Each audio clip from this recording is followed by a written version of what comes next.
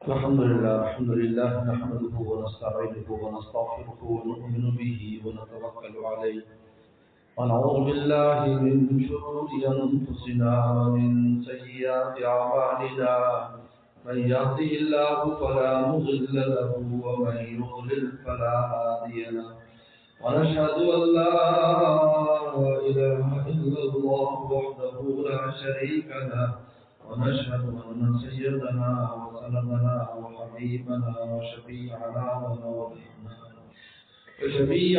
ومولانا محمدا عبده ورسوله صلى الله تعالى عليه وعلى آله وأصحابه وبارك وسلم. أما بعد فأعوذ بالله من الشيطان الرجيم. بسم الله الرحمن الرحيم. ونضع الموازين القسط ليوم القيامة وقال تعالى فأما من ثقلت موازينه فهو في عيشة راضية وأما من خفت موازينه فأمه هاوية وما أدراك ما هي نار حامية. اللہ مولانا العظیم.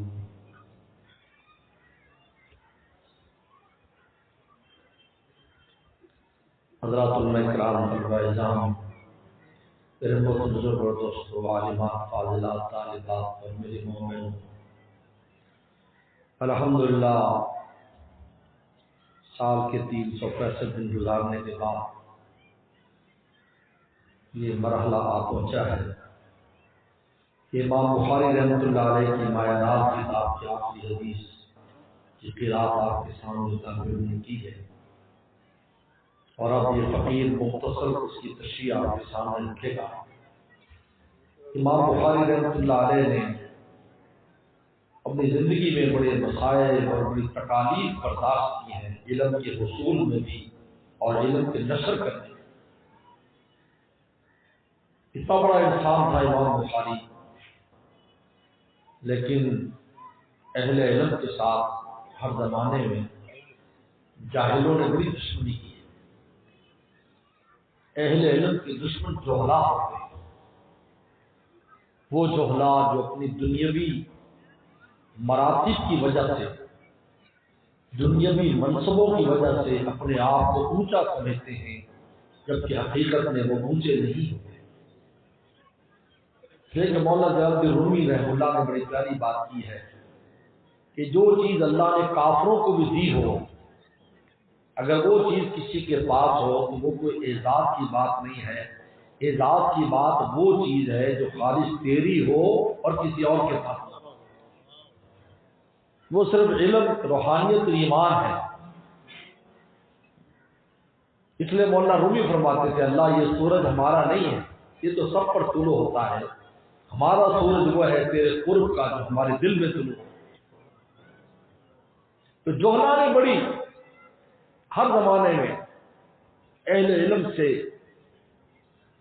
بہت حسد، بغض اور تکلیف دہ سلوک کیا ہے. میں امام بخاری کی صرف وفات کا تھوڑا سا نقشہ کھینچتا ہوں اور پھر بات آگے بڑھاتا ہوں. امام بخاری رحمۃ اللہ علیہ نیشا پور میں تھے. امام مسلم نیشا پور کے رہنے والے امام بخاری کے خاص شاگرد ہیں. امام مسلم رحمۃ اللہ علیہ بخاری کے بعد ان کی کتاب کا درجہ ہے. یہ نیشا پور سے ان کے ساتھ ہوئے تھے. نیشا پور کے گورنر اور ان کے بڑے لوگ پیچھے لگ گئے. امام بخاری کو نیشا پور چھوڑنا پڑا. جب نیشا پور چھوڑا امام بخاری نے تو پھر انہوں نے کہا میں اپنے گھر بخارا جاتا ہوں، کیونکہ بخارا کے رہنے والے، بخارا میں پیدا ہوئے، بخارا کے رہنے والے. میں بخارا جاتا ہوں. بخارا آئے، مسند علم بچ گئی. 90,000 طلبا نے امام بخاری سے بخاری شریف پڑھی ہے. 90,000 طلبا. لیکن وہاں کے گورنر کو بھی یہ بات پسند نہیں آئی کہ بخاری کتنی شہرت ہے، مولوی کتنی شہرت ہو گئی. کیونکہ عوام کے دل میں تو اہل علم کی بڑی محبت ہوتی ہے. لیکن یہ جو جھوٹے منصبوں پر فائز ہوتے ہیں ان کو بڑی تکلیف ہوتی ہے، ان کو بہت تکلیف ہوتی ہے۔ حضرت نظام الدین اولیاء رحمۃ اللہ علیہ، جو حضرت بختیار کاکی رحمۃ اللہ علیہ کے، بلکہ حضرت فرید بن شکر گنج رحمۃ اللہ علیہ کے خلیفہ تھے، اب ان کے ہاں اس زمانے کے حکمرانوں کے وزراء اور بڑے بڑے لوگ آتے تھے فیضان حاصل کرنے کے لیے، تو کچھ لوگوں کو بڑی تکلیف تھی، یہ صوفی اور مولوی کے پاس کیوں لوگ جاتے ہیں؟ تو بادشاہ سے کہہ کر اس زمانے میں پابندی لگا دی، کوئی وزیر، کوئی امیر، کوئی مالدار نظام الدین اولیاء کے پاس نہیں جائے گا، کیونکہ اس کا جو چولہا چل رہا ہے اور اس کی خانقاہ میں جو اتنا وسیع لنگر چل رہا ہے، یہ دراصل یہ وزیر، امیر، مشیر یہ دیتے ہیں، یہ بھی خلل ہوتا ہے۔ اللہ کے خزانوں کو اپنے میزان پر لوگ تولتے ہیں کہ بھائی یہ کیسے ہوگا کیسے ہوگا۔ بھائی میرے شیخ فرماتے تھے اللہ کے نظام کو کیلکولیشن سے نہیں سمجھا جاتا، یہ سے سمجھانے والے نہیں۔ اگر آپ کیلکولیٹ کریں کہ کتنی چیز پیدا ہوئی، کہاں پیدا ہوئی، بہاول نگر میں آ کر بکی، میں قسم کھا کے کہتا ہوں کہ آپ زندگی لگا دیں کبھی سمجھ نہ سکے ایک سیب جو کوئٹہ میں پیدا ہو اور ایک انار جو کندہار میں پیدا ہو اور بہاول نگر کی منڈی میں بک جائے، اور وہ کس طریقے پر ہوتا ہے، سوائے قدرت الہی کے کوئی اس نظام کو چلانے والا نہیں۔ تو اس نے پابندی لگا دی، حضرت کے ہاں 70 قسم کے کھانے پکتے تھے لنگر میں، تو ہم نے فرمایا 71ویں کھانے کا اضافہ کر دو تاکہ بادشاہ کو چلے، پتہ چلے کہ خدا کے خزانوں سے لنگر کا نظام چلتا ہے، تمہارے امیروں مشیروں سے نہیں چلتا۔ گورنر کو تکلیف ہوگی، بخارا کے آرڈر جاری کر دیا کہ نکل جاؤ بخارا سے۔ امام بخاری نکلے، ان کے نام کے خرتنگ کے مقام پر رہتے تھے، خرتنگ۔ جب خرتنگ پہنچے، سمرقند والوں کو پتا چلا وہاں کا گورنر الگ ہے، وہاں کے عوام کو پتا چلا کہ امام بخاری کو بخارا والے برداشت نہیں کر رہے، عوام ان کے استقبال کے لیے پورا سمرقند شہر سے باہر نکل آیا کہ امام بخاری کو دعوت دی کہ آپ ہمارے یہاں آ جائیں۔ تو بخارا کے گورنر نے سمرقند کے گورنر کو پیغام بھیجا کہ بخاری تمہارے سمرقند میں داخل نہیں ہونا چاہیے۔ آپ خرتنگ کے مقام پر تھے اور ابھی سمرقند والے نہیں پہنچے تھے کہ سمرقند کے گورنر کے پولیس اور سپاہی پہنچ گئے، اور امام بخاری رمضان کی آخری رات ہے، پتہ نہیں وہ شوال بنتا ہے یا بھی رمضان کی آخری رات ہوتی ہے، انہوں نے کہا بخاری جلدی سے یہاں سے نکل، کہیں تیسری جگہ جا، نہ بخارا جا سکتا ہے نہ سمرقند، فوراً جا۔ انہوں نے کہا مجھے ٹائم تو دے دو، شاید کل عید ہو جائے، میں اپنے نانکوں میں عید کی نماز پڑھ لوں، میری کتابیں بکھری ہیں، کیونکہ بخاری جہاں جاتے تھے کتابیں کھل جاتی تھیں، اپنا کام کرتے تھے، ایک ان کے شاگرد ساتھ ہوتے تھے، میری کتابیں بکھری ہیں، مجھے تھوڑا سا ٹائم دے دو کہ میں اپنی کتابیں تو اکٹھی کر لوں، اور کل عید کا دن شاید ہو جائے گا تو میں عید کی نماز پڑھ لوں اور اپنے نانکوں کے ساتھ عید گزار لوں، پھر میں چلا جاؤں گا کسی تیسری جگہ پر، میں چلا جاؤں گا۔ کہا کہ نہیں نہیں نہیں، ابھی ابھی نکل۔ تاریخ نے لکھا ہے امام بخاری نے اپنے شاگرد سے کہا کہ دیکھو یہ بات میں کتابیں سمیٹنا، یہ بہت سختی کر رہے ہیں، ہم یہاں سے جانا چاہیے۔ عید کا دن شروع ہو چکا تھا، عید ہو گئی تھی، اسی بحث و تمہیز میں فجر ہو گئی۔ امام بخاری ایسے باہر نکلے، کہا چلو خچر تیار کرو، ہم تیسری جگہ جاتے ہیں، اور امام بخاری سامنے کوئی جگہ نہیں تھی، میں جاؤں کہاں، کیونکہ نیشا پور سے آگے بخارا، بخارا سے آگے سمرقند، واپس آتے ہیں تو پھر نیشا پور، وہ گورنر پہلے ہی نہیں گھسنے دیتا، اس نے نکالا، بخارا والے نے نکالا، سمرقند والا کہتا ہے نکل جاؤ، کہیں بھی جاؤ، ہماری سرحد سے باہر نکل جاؤ۔ امام بخاری اسی فکر میں کہاں جاؤں، کس جگہ جاؤں؟ اللہ تیری زمین مجھ پر تنگ ہو گئی ہے، فاقبضنی الیک، مجھے آپ اپنے پاس بلا لیجیے۔ یہ کہتے ہیں بہت سے لوگ ایسے ہوتے ہیں جو مانگتے ہیں اللہ فوراً قبول کر لیتے، ان میں سے امام بخاری بھی تھا۔ امام بخاری کہتے جب میں نے دیکھا کہ میری دعائیں بہت قبول ہوتی تو میں نے مانگنا چھوڑ دیا، کہیں ایسا نہ ہو دنیا میں مجھے سارا کچھ مل جائے۔ عجیب لوگ تھی۔ یہاں دعا کی امام بخاری نے، فاقبضنی الیک۔ اس کے بعد یہ سڑک ہے کچی، اس کے پر گھاس ہے، آپ اپنے شاگرد سے کہہ رہے ہیں کہ مجھے سواری پر بٹھا دو تاکہ یہ جو ڈنڈا لے کر سر پر سوار ہیں، میں یعنی عید کی نماز بھی نہیں پڑھنے دی، حالانکہ اشراق کے بعد ٹائم ہو جاتا ہے، انہوں نے کہا کہ مجھے سوار کرا دو، تم پیچھے میری کتابیں سمیٹ کے میرے پیچھے آ جانا، میں اس راستے پر جا رہا ہوں، راستے میں کہیں رکنے کی کوشش کروں گا۔ ابھی وہاں پر وہ گئے ہیں، بخاری نے کہا میری طبیعت خراب ہو رہی ہے، میرے شاگرد تو جا کے سامان کو دیکھ، میں ذرا تھوڑا یہاں لیٹتا ہوں، اور سپاہی ڈنڈا لے کر سر پر سوار ہیں کہ جلدی کر نکل کر جا۔ شاگرد کہتے ہیں جب میں وہاں سے واپس آیا، امام بخاری کی روح برباد کر چکی تھی، اور امام بخاری گھاس پر سڑک کے کنارے پڑے تھے، نیچے کوئی کپڑا بھی نہیں تھا۔ ہر زمانے میں میرے دوست امام بخاری رحمۃ اللہ علیہ یہ کتاب لکھی ہے، 16 سال میں اس کتاب کو مکمل کیا ہے، مکہ شریف میں شروع کیا، مدینہ شریف میں اس کو مکمل کیا ہے، عنوانات لگائے ہیں۔ امام بخاری نے کتاب الوحی سے شروع کیا ہے، میں بہت اختصار کے ساتھ بات کر رہا ہوں۔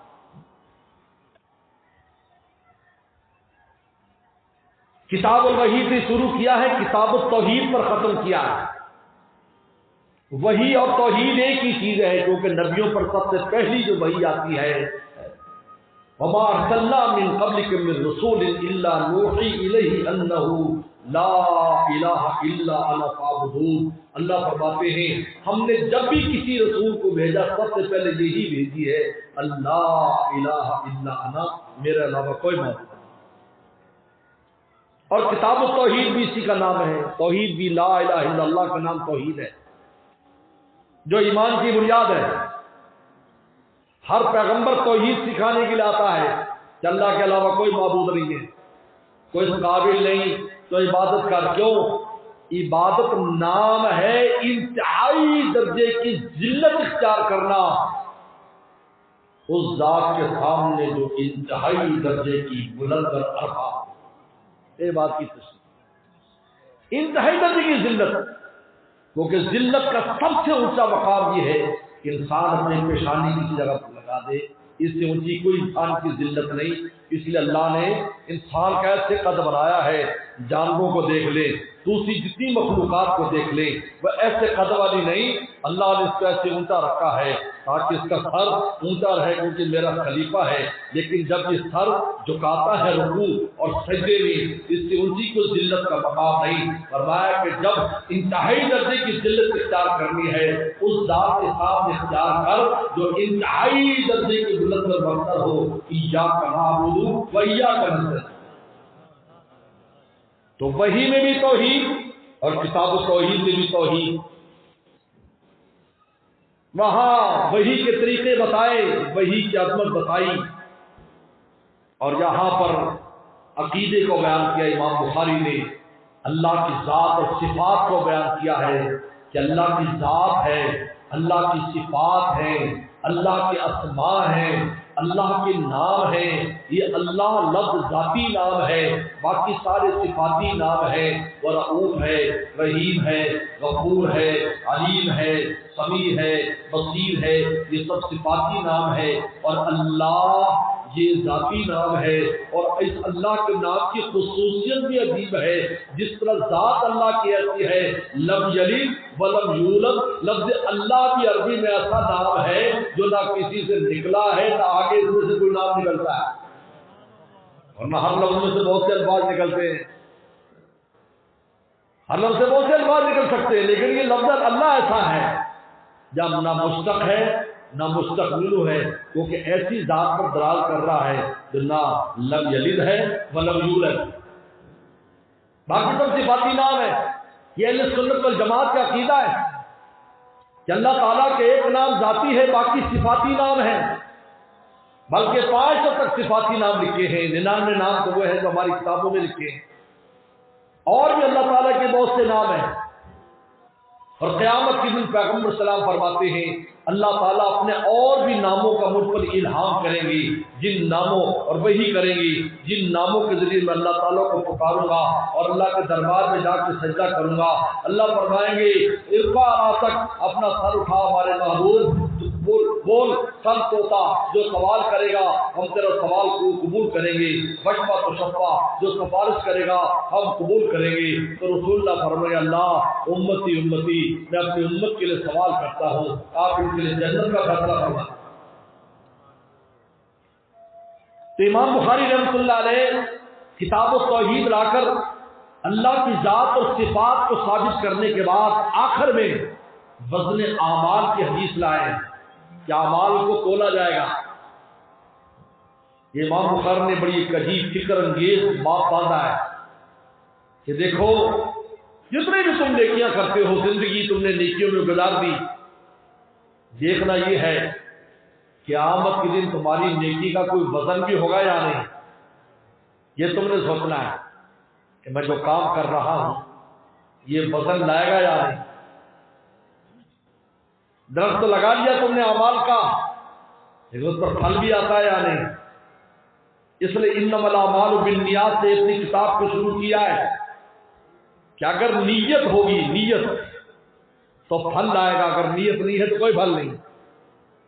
کتنے بڑے بڑے اعمال ہوں، حدیث شریف میں آتا ہے ایک غزوہ خیبر میں ایک نوجوان مدینہ کا لا یدعو شاذا ولا فاذا الا اتبعه وضربه، کسی یہودی کو نہیں چھوڑتا تھا، جو کہیں نظر آتا دوڑتا اس کو قتل کر دیتا۔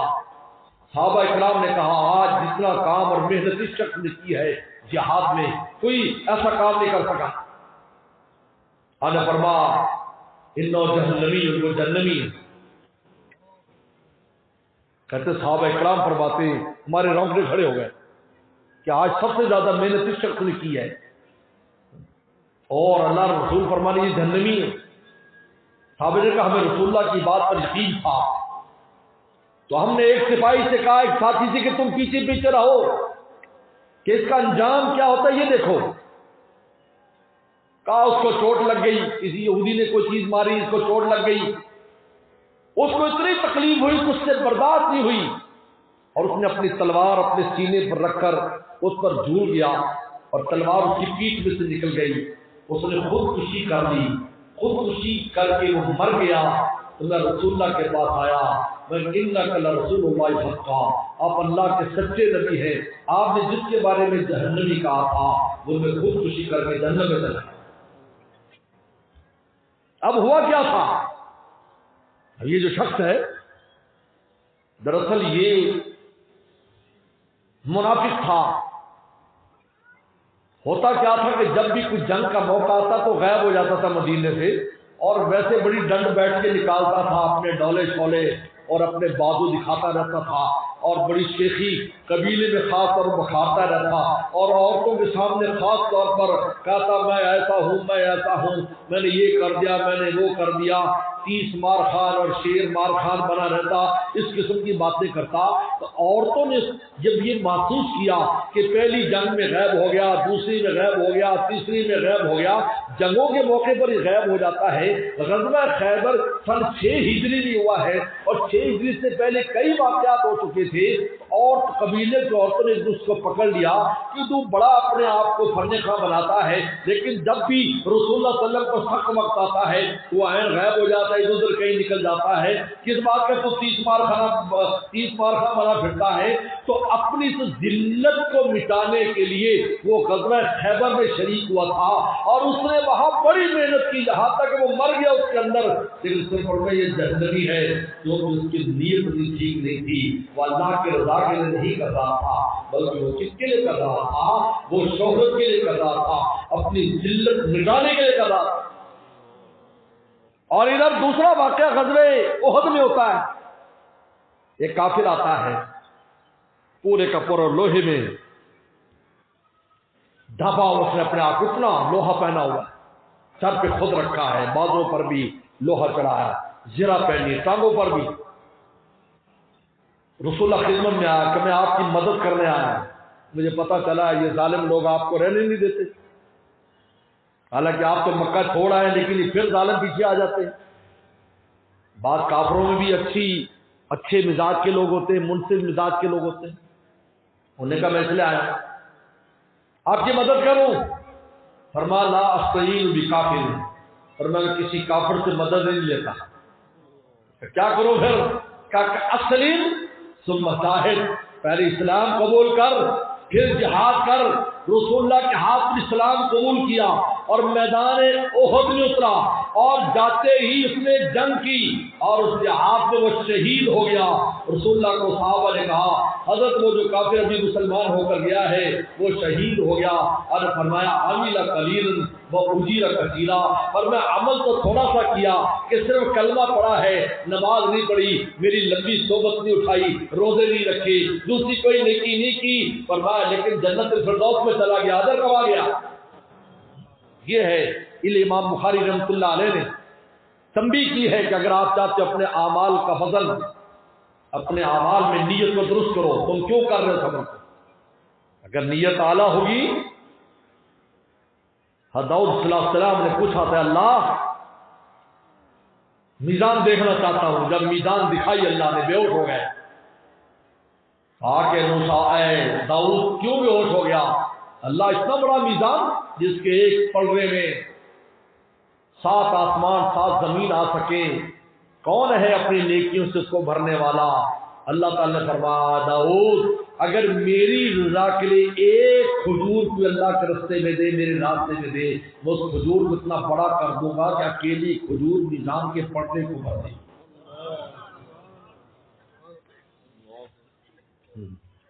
نہ قبول ہو بظاہر شہید ہونے والے کی شہادت قبول نہیں، سخی کی سخاوت قبول نہیں، عالم کا علم قبول نہیں، قاری کی قرات قبول نہیں، اور قبول کرنے پر آئے تو ایک کھجور کے ذریعے پر املؤھا لا الہ الا اللہ، کہ لا الہ الا اللہ اگر اخلاص سے کہا ہے اس ایک سے پردہ بھر دوں گا۔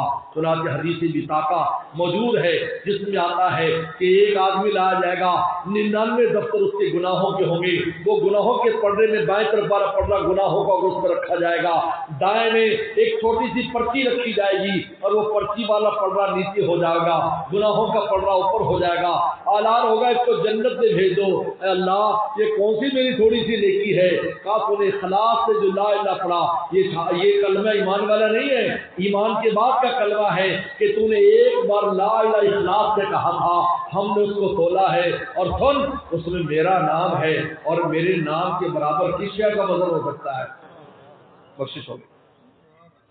اس امام بخاری رحمۃ اللہ علیہ وزن اعمال کی حدیث لائے آخر میں، اور قرآن کی امام بخاری کی عادت ہے کہ حدیث کی وہ ثابت کرنے کے لیے قرآن کی آیت لاتے ہیں وَنَضُعُ الْمَوَازِينَ الْقِسْطَ لِيَوْمِ الْقِيَامَةِ، تاکہ کوئی یہ نہ سمجھے کہ بھی حدیث ہے پتہ نہیں صحیح ہے یا نہیں، یہ وہ حدیث ہے جس کی تائید قرآن کر رہا ہے۔ وَنَضُعُ الْمَوَازِينَ الْقِسْطَ لِيَوْمِ الْقِيَامَةِ، ہم قیامت کے دن انصاف کے تول لگائیں گے، میزان لگائی جائے گی، جب السلام آدم السلام کھڑے کیے جائیں گے، نیکیوں کا پردہ ہوگا، گناہوں کا پردہ ہوگا۔ 4 قسم کے تقریباً طبقات ہوں گے، انبیاء السلام اور فرشتوں کے اعمال نہیں تولیں گے، ان کا تول نہیں ہوگا، نبی کے عمل کا تول نہیں ہو سکتا، کیونکہ نبی کے تو ہر چھوٹے عمل کا اتنا وزن ہے، نبی کا مال کا تول نہیں ہوگا، فرشتوں کے اعمال کا تول نہیں ہوگا۔ لیکن فرشتوں کا حال کیا ہوگا اتنی نیکی کر کے بھی؟ کہتے جب میزان نکالیں گے نا، یہ اللہ نے چھپائی ہوئی ہے، چھپائی ہوئی ہے، قیامت کے دن آئے گی باہر، جب اللہ کہے نصب کرو تو فرشتے دیکھیں گے اس کو، اس کے پلڑوں کو، اللہ یہ کیا ہے؟ اللہ فرماتے اس پر میں اپنے بندوں کے اعمال کا وزن کروں گا، تو پھر سے ڈر جائیں گے اور سجدے میں پڑ جائیں گے۔ اتنی بات کرنے والے کہیں گے ما عبدناک حق عبادت کا، اللہ ہم نے تیری عبادت کا حق ادا نہیں کیا، ہمیں معاف کر دے۔ وہ کہیں گے، ان کا وزن نہیں ہوگا۔ اور 70,000 اس امت کے خوش نصیب وہ ہیں جن کے اعمال کو تولے نہیں جائیں گے بلکہ ان کو سیدھا جنت میں بھیجا جائے گا۔ 70 حدیث میں آتا 70,000 اس امت کے لوگ، جن میں وقاص بن محصن رضی اللہ تعالیٰ عنہ اس صحابی کا نام آتا ہے، کیونکہ رسول اللہ نے جب یہ بات بیان کی کہ 70,000 میری امت میں سے بغیر حساب کتاب کے جائیں گے تو وہ کھڑے ہو گئے۔ اللہ کے نبی دعا کرتے میں ان میں سے ہو جاؤں، اور میں تو ان میں سے ہو گیا۔ پھر ان کے ساتھ اللہ اور لوگوں کو بھی شامل کریں گے۔ حدیث میں آتا ہے کہ یہ وہ لوگ ہوں گے جو پل صراط سے ایسے گزریں گے جس طرح بجلی چمکتی ہے، جس طرح تیز ہوا چلتی ہے، جس طرح تیز گھوڑا دوڑتا ہے، یہ اس طریقے پر پل صراط سے گزر کر جنت میں چلے جائیں گے۔ اور چوتھے نمبر پر وہ کافر کہ جو صرف کفر ہی کیا ہے، اس نے کفر ہی کیا ہے، کبھی کوئی نیکی نہیں کی، بدماشی میں زندگی گزاری اور کفر کے ساتھ رہا، اس کو سیدھا جہنم میں بھیج دیا جائے گا، اس کے حساب کتاب پر نہیں لایا جائے گا۔ اب حساب کتاب کس کا ہوگا؟ ان میں پہلا طبقہ متقین وہ ہے جن کی نیکیاں اور ساتھ صغیرہ گناہ ہے۔ تو نیکیاں جب رکھی جائیں گی تو اللہ فرمائیں گے بچ جاؤ، تمہیں بخش دیا، اس لیے کہ صغیرہ تو اللہ ویسے ہی معاف فرما دیں گے، تو ان کے صرف بڑے بڑے نیکیاں ہی رہ جائیں گی۔ یہ متقین ہے۔ اور نمبر 2 مخلفین میں اور آپ ہیں، جن کی زندگی میں نیکیاں میں گناہ ہیں، اس میں ان کو تولا جائے گا۔ اگر رتی برابر بھی نیکی بڑھ گئی تو جنت میں چلا جائے گا، اگر رتی برابر بھی گناہ بڑھ گئے جہنم میں بھیجا جائے گا، اور اگر برابر رہے تو وہ دیوار جس کو آراف کہتے ہیں جنت اور دوزخ کے درمیان، اس دیوار پر اس کو چڑھا دیا جائے گا۔ دوستوں کو دیکھیں گے تو روئیں گے، جنتیوں کو دیکھیں گے تو تباہ کریں گے، پھر اللہ کو رحم آ جائے گا اور ان کو جنت میں بھیج دیں گے۔ رتی برابر بھی، اس لیے اما عائشہ فرماتی ہیں کسی نیکی کو معمولی نہ سمجھو، ہو سکتا ہے آخر میں وہ تھوڑی سی نیکی ہی تیری بخشش کا ذریعہ بن جائے۔ چنانچہ مشکات شریف کی حدیث ہے، ایک آدمی کا بالکل پلڑا برابر ہو جائے گا اور وہ کہے گا بس، وہ ایسے کیونکہ جب تقریب برابر ہوتی تو ذرا ہلتی رہتی ہے تھوڑی تھوڑی، اب وہ ڈرتا رہے گا، اتنی دیر میں ایک تھیلی آ کر گرے گی نیکیوں میں اور وہ پلڑا بھاری ہو جائے گا، جنتی ہونے کا اعلان ہو جائے گا۔ اے اللہ یہ کیا ہے؟ کہا یہ لپ بھر مٹی ہے جو مسلمان بھائی کی قبر پر تو نے ڈالی تھی، ہم نے وہ مٹی بھی تیری نیکیوں میں شامل رکھی، آج اس نے تیرے بدن کو بڑھایا تو جنت میں چلا گیا۔ اس لیے کسی نیکی کو معمولی نہ سمجھ۔ بعض لوگ ایسے طبیعتیں ہیں، بڑی نیکی ہو، بڑا اجر و ثواب ہو تو کرتے، چھوٹی موٹی کو کرتے نہیں۔ کوئی ہو سکتا ہے وہ چھوٹی ہی چلا دے بڑھا دے۔ مجھے بتاؤ بھائی، یہ ساتھی دوستوں سے پوچھو، ایک ووٹ کی بھی یہ اہمیت ہوتی کہ ایک دو ووٹوں سے بندہ جیت جاتا، تو وہ جو ایک ووٹ ہو کسی مسکین فقیر کا اور وہ جتا دے، وہ ایک ووٹ تو کروڑوں اربوں ووٹوں سے زیادہ اچھا ہے۔ بولو بھائی صحیح کہہ رہے ہیں؟ ایک نیکی چاہے چھوٹی ہے لیکن جب برابر ہو جاتی ہے نا کوئی چیز تو تھوڑا سا وزن بھی کہیں پڑے گا اس طرف جھکاؤ ہو جاتا ہے، جنتی ہونے کا اعلان کرتا ہے۔ نے فرمایا وَنَزُلُ الْمَوَازِينَ الْقِسْطَ لِيَوْمِ الْقِيَامَةِ وَأَنَّ أَعْمَالَ بَنِي آدَمَ وَقَوْلًا يُوزَنُ۔ امام بخاری کہتے ہیں کہ اعمال تولے جائیں گے، میرے آپ کے اعمال کی شکل بنے گی، نماز کی شکل ہوگی، روزے کی شکل ہوگی، حج کی شکل، عمرے کی شکل ہوگی، ان کی شکلیں بنا کر ان کو تولا جائے گا۔ اور ایک روایت میں آتا ہے کہ صحیفے تولے جائیں گے، اور ایک روایت میں آتا ہے خود بندہ تولا جائے گا، خود آدمی تولا جائے گا، اس آدمی کو اور آدمی بندے کو تولا جائے گا خود۔ چنانچہ علامہ ابن کثیر فرماتے ہیں تینوں کا کام ہوں گے، تینوں کام ہوں گے، اعمال بھی تولے جائیں گے، صحیفے بھی تولے جائیں گے، اور خود آدمی بھی تولے جائیں گے۔ جس سے آتا ہے ایک آدمی پہاڑ جتنا لایا جائے گا، اور اس کو جب پڑھنے میں اس کا وزن کریں گے تو مچھر کے پر کے برابر بھی نہیں ہوگا اس کا وزن، اتنے بڑے آدمی کا۔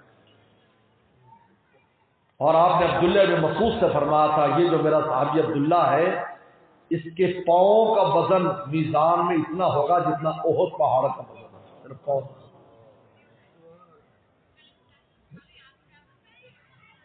اس لیے تینوں کام ہوں گے، صحیفے بھی تولے جائیں گے جیسے حدیث بطاقہ ہے، اور اعمال بھی تولے جائیں گے ان کو شکلیں دے کر، اور یہ اللہ تعالیٰ کی مرضی ہے کس کا کیا چیز تولتے ہیں۔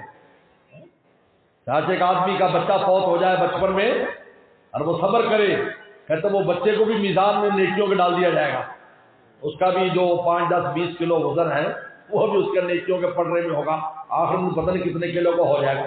ہاں تو چھوٹا بچہ بھی کافی بڑا سارا ہوگا۔ جب آدمی 60 ہاتھ کا لمبا ہوگا آدمی کا قد، تو بچے کا قد بھی تو اتنا ہی بڑا ہوگا نا۔ کہتے جس کا کوئی بچہ فوت ہو جائے تو وہ بھی میزان میں رکھا جائے گا، اس کو بھی نیکیوں میں رکھا جائے گا، اور شرط ہے کہ وہ صبر کرے، اللہ کے رضا پر راضی رہے۔ وَقَوْلًا يُوزَنُ، کیا باتیں بھی تولی جائیں گی، باتیں یہ جو پڑھتے ہیں، یہ جو تم اللہ اللہ کرتے ہو، یہ جو تم ذکر اذکار اور تلاوت کرتے ہو، یہ جو تم گپے مارتے ہو، یہ جو تم گالیاں دیتے ہو، کیا یہ باتیں بھی تمہاری، ان کی بھی شکل ہوگی، ان کو بھی تولا جائے گا، باتیں بھی تولی جائیں گی۔ لہذا موبائل والوں کی جو پیکجوں پہ مت جایا کرو کہ موبائل والے نے پیکج دیے لہذا گپے مارو گپے مارو گپے مارو، نہ عملی کالی کے لسان ہے، حدیث میں آتا اپنی زبان کو سنبھال کے رکھو اگر تم نجات چاہتے ہو، ایسا نہ ہو کوئی ایسا لفظ نکل جائے جو تمہاری ایمان کو برباد کر دے۔ قال مجاہد القسطاس العدل بالرومیہ، امام مجاہد کہتے ہیں قسطاس لفظ وزن بالقسطاس المستقیم، اس کا معنی عدل ہے رومی زبان میں، یعنی اس قرآن میں دوسری زبانوں کے الفاظ بھی ہیں، ہر زبان کا، بلکہ ابو میسرہ تابعی تو فرماتے ہیں ہر زبان کا جو میٹھا ہلکا اور عربوں کا استعمال لفظ ہوتا تھا وہ عرب جو ہے قرآن مجید نے اس کو استعمال کیا ہے یہ بتانے کے لیے کہ قرآن اولین آخرین سب کی نمائندہ کتاب ہے، ہر زبان کا لفظ قسطاس القسطاس العدل بالرومیہ۔ یقال القسط المقسط والعادل اما القسط والجائر، امام بخاری قسطہ اور اقسطہ کا فرق بیان کر رہے ہیں کہ قسطہ کا معنی ظالم اور اقسطہ کا معنی عادل، لفظ ایک ہے، باب کے بدلنے سے فرق ہے، یہ عربی کی فصاحت اور بلاغت ہے۔ یہ حضرت شیخ زکریا رحمہ اللہ فرماتے ہیں عربی زبان اتنی وسیع زبان ہے، اتنی وسیع زبان ہے کہ پیغمبر کی ذات کے علاوہ کوئی بھی عربی زبان پر پوری کمان اور پورا قابو نہیں رکھتا، کیونکہ اللہ کی زبان ہے، جیسے ان کی شان ہے ویسے ان کی زبان کی شان ہے، دوسری زبانیں نہیں ہیں۔ اور تو کوئی بندہ سیکھ جاتا تو فرق کرنا مشکل ہوتا ہے، عربی زبان پر صرف نبی کی ذات ہے۔ یہ صحابہ اکرام بھی پوچھا کرتے تھے ہمیں بات سمجھا دیجیے یہ کیا ہے، یہ اللہ تعالیٰ فرما رہے ہیں، حالانکہ عربی دان تھے لیکن نہیں، اس لیے فرماتے ہیں قسط مقسط کا مصدر ہے، مصدر المصدر ہے، هو العادل، مقسط معنی عادل، قاسط جائر، اما القاسطون فکانوا لجہنم حطبا۔ اس کے بعد امام بخاری نے احمد بن اشکاب، امام بخاری کا مصر میں آخری استاد ہے، آخری استاد سے آخری حدیث لائن، ابو زرع، ایک ابو زرع راضی ہیں، ایک ابو زرع بجلی ہیں، یا ابو زرع بجلی ہیں جو ابو ہریرہ کے شاگرد ہیں، عن ابی ہریرہ رضی اللہ تعالیٰ عنہ، ابو ہریرہ سے روایت لا رہے ہیں، یہ وہ صحابی ہیں جو صفہ کے طالب علم ہیں، طالب علمی کا جو معاملہ ہے یہ ابو ہریرہ رضی اللہ تعالیٰ نے یہ یہاں سے شروع ہے، ابو ہریرہ کی ذات سے ہر وقت پیغمبر اسلام کے پاس رہتے تھے، 5374 حدیث کے راوی ہیں۔ ہریرہ میں نے بلی کا ابا، کیونکہ چھوٹی سی بلی پالی تھی، اکیلے تھے نا، طالب علم سے تھے، ایک بلی رکھی ہوئی تھی، جب کبھی ان کو روٹی ملتی تو وہ بھی شریک ہو جاتی تھی، ورنہ اپنی روٹی کہیں سے کھا جاتی، جب ادھر فاقہ ہوتا تو اپنے پاس اٹھائے پھرتے، ایک دن گود میں اٹھا کر لا رہے تھے، آنے فرمایا ما ھذا، یہ کیا ہے تیری گود میں؟ کہا ہرۃ، بلی ہے۔ کہا تو بلی کا ابا ہے؟ بس وہ نام ایسا مشہور ہوا کہ آج تک وہی نام ہے۔ روایت بیان کرتے قال النبی صلی اللہ علیہ وسلم، کیونکہ کہا تھا نا کہ اقوال تولے جائیں گے، تو کہا کہ دیکھو حدیث آ رہی ہے جس میں تول کا بیان ہے، کلمتان حبیبتان الرحمن، دو کلمے ایسے ہیں جو رحمان کو بہت محبوب ہے۔ رحمان کہا کیونکہ اللہ کی ذات رحمان ایسی ذات ہے کہ تم عمل تھوڑا کرتے ہو اجر زیادہ دیتی ہے، اس کا نام رحمان ہے۔ رحمان اس ذات کو کہتے ہیں کہ مزدور مزدوری تھوڑی کرتا ہے، وہ اجرت اس پر بے پناہ دیتا ہے، 10 سے لے کر 700 گنا تک ہر بندے کو نیکی دی جاتی ہے۔ حالانکہ عمل ایک کیا ہے اس پر کم از کم 10 گنا ملتا ہے، 20 30 چلتے چلتے 700 گنا تک چلا جاتا ہے۔ اس کو رحمان کہتے ہیں، حبیبتان الرحمان، یہ رحمان کو محبوب ہے یہ کلمے، کیوں؟ ان کی شان رحمت ان کلمے پڑھنے میں بہت آسان ہے، معمولی جو ہے چھوٹے سے کلمے ہیں، لیکن اللہ تعالیٰ کے ہاں اس کا اتنا اونچا مقام ہے کہ آپ کا میزان کا یہ وزن بڑھا دیں گے۔ اس لیے فرمایا حبیبتان الرحمان، یہ رحمان کو محبوب یعنی ان کی شان رحمت اس تھوڑے سے کلمات پر بہت بڑا اجر دیتی۔ خفیفتان اللسان، پڑھنے میں بہت ہلکے ہیں، لیکن ثقیلتان فی المیزان، لیکن میزان میں بہت بھاری۔ حدیث میں آتا ہے کہ یہ کلمہ پورا میزان بھر دے گا۔ آپ کی جی کیسے بھر دے گا؟ دیکھو یہ بلب ہے، اس کی روشنی کہاں کہاں جا رہی ہے؟ تو ان کلمات میں جو نور ہوگا نا وہ ظاہر ہوگا۔ جب نور ظاہر ہوگا تو پورے پردے میں نور پھیل جائے گا، اور اللہ کے نور میں اور اس نور میں فرق یہ ہے، اس نور میں وزن نہیں ہے، روشنی ہے۔ اللہ کے نور میں روشنی بھی ہوتی ہے، وزن بھی ہوتا ہے۔ اس لیے کوہ طور پر جب تجلی ہوئی اور نور آیا تو روشنی بھی ہوئی اور پہاڑ بھی 2 ٹکڑے ہو گیا۔ یہ ثقیلتان فی المیزان، یہ بھاری ہوں گے میزان میں۔ تب میرے ساتھ پڑھو سبحان اللہ و بحمدہ سبحان اللہ العظیم، سبحان اللہ و بحمدہ سبحان اللہ العظیم۔ یہاں اس کلمے کی اتنی بڑی اہمیت کیوں ہے؟ اس لیے کہ اس چھوٹے سے کلمے میں اللہ کی مکمل تعریف بندہ کر دیتا ہے، کیونکہ اللہ تعالی کی 2 صفات ہیں، تنزیہات اور تحمیدات۔ تنزیہات کہتے ہیں ہر عیب سے اللہ کو پاک قرار دینا، تحمیدات کہتے ہیں ہر کمال کو اللہ کی ذات کے لیے ثابت کرنا۔ اس کا نام ہے تنزیہات اور تحمیدات۔ جب بندہ تنزیہات اور تحمیدات پر ایمان رکھتا ہے، یقین رکھتا ہے، اس کے اقرار کرتا ہے، یہ انسان توحیدات پر ہوتا ہے، یہ توحید پر ہوتا ہے۔ سبحان اللہ کا مطلب کیا؟ اللہ میں تمام عیبوں سے تجھے پاک قرار دیتا ہوں، وبحمدہ، اللہ سارے کمالات میں تیرے لیے ثابت کرتا ہوں۔ کا کلمہ تو چھوٹا سا ہے لیکن اس میں سمندر بند ہے، اللہ کی مکمل اس میں تعریف آ جاتی ہے۔ اللہ کو ہر عیب سے پاک قرار دے دیا۔ تنزیہات جس کو صفات جلال کہا جاتا ہے، صفات جلال اور وبحمدہ، تمام کمالات اللہ کے لیے ہیں۔ یہ تحمیدات ہیں جن کو صفات اکرام کہتے ہیں۔ تبارک اسم ربک ذی الجلال والاکرام، اللہ ذی الجلال ہے، یعنی ایسی صفات کے مالک ہے کہ ہر عیب سے پاک ہے، والاکرام ایسی صفات کے مالک ہے جو تمام کمالات کو جامع ہے۔ تو انسان جب سبحان اللہ وبحمدہ سبحان اللہ العظیم کہتا ہے تو اللہ کی تمام صفات اقرار کر دیتا ہے۔ بات تو چھوٹی سی ہے لیکن آپ نے خود فرمایا اوتیت جوامع الکلم، مجھے جامع کلمات دیے گئے ہیں، میں بات مختصر کروں گا لیکن اس کا سمندر بند ہوگا۔ کلمہ چھوٹا سا ہے لیکن اللہ کی تمام صفات اس میں آ گئی تو میزان میں کیسے وزن نہیں ہوگا؟ آج دنیا میں ایٹم بم ہوتا ہے، ایٹم بم، ایٹم چھوٹی سی چیز ہے۔ سائنس کے طالب ایٹم اور مالیکیول کو سمجھتے ہیں۔ مالیکیول جسم ہوتا ہے، ایٹم اس میں چھوٹا سا نقطہ ہے۔ میں اور آپ کا جسم دیکھو، جو روح ہے کتنی چھوٹی۔ حدیث میں آتا ہے مومن کی روح جب نکالتے ہیں تو کتنی چھوٹی سی ہو جاتی ہے فرشتوں کے ہاتھ میں، جیسے شہد کی مکھی۔ اور کافر کی روح اس سے بھی چھوٹی، جیسے گندی مکھی، کتنی چھوٹی۔ لیکن جب اس کو چھوڑتے ہیں پورا جسم کو حرکت دیتی ہو، چل رہا ہے، مشین چل رہی ہے۔ بجلی دیکھ لو، کارخانہ لگا ہو، 1 کلومیٹر کا کارخانہ ہے، اس میں کہ جو بجلی آتی ہے اس کا اگر آپ وزن کر لیں تو وزن بھی نہیں کر سکتے، جو ہی آپ بٹن دبائیں گے پورے کارخانے کو چلا دیں گے۔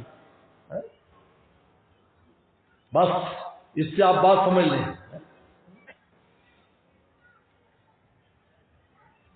کہ دیکھنے میں چھوٹا سا کلمہ ہے لیکن اس کے اندر جو چیز بند ہے اس کا اتنا وزن ہے۔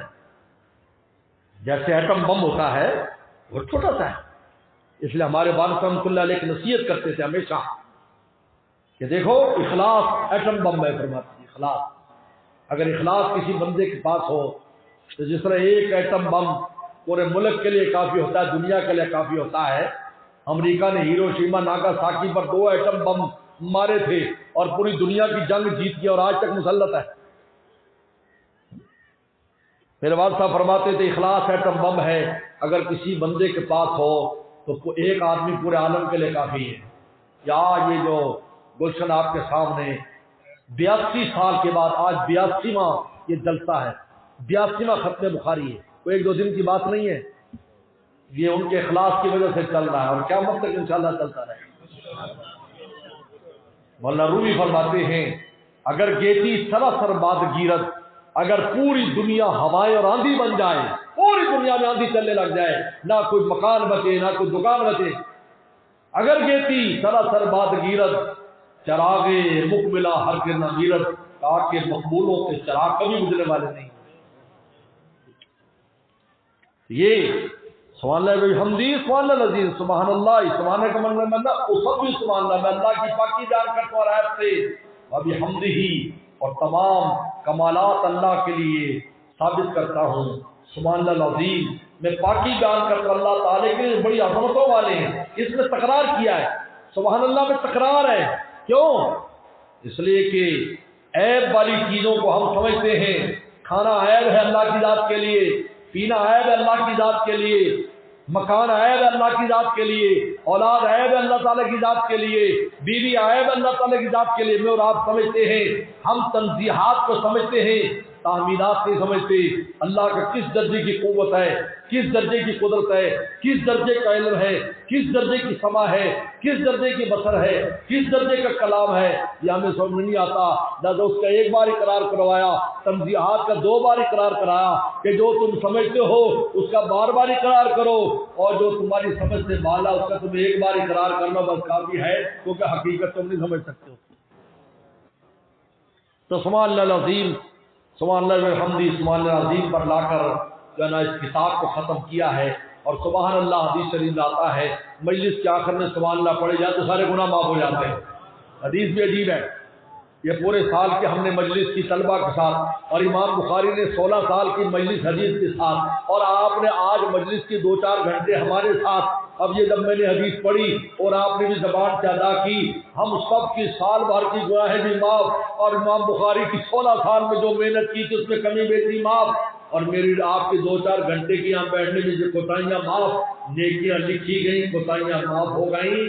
سبحان اللہ بالحمدہ سبحان اللہ العظیم پر لا کر امام بخاری کتاب ختم کر دی۔ باپ کو دعوانا آنے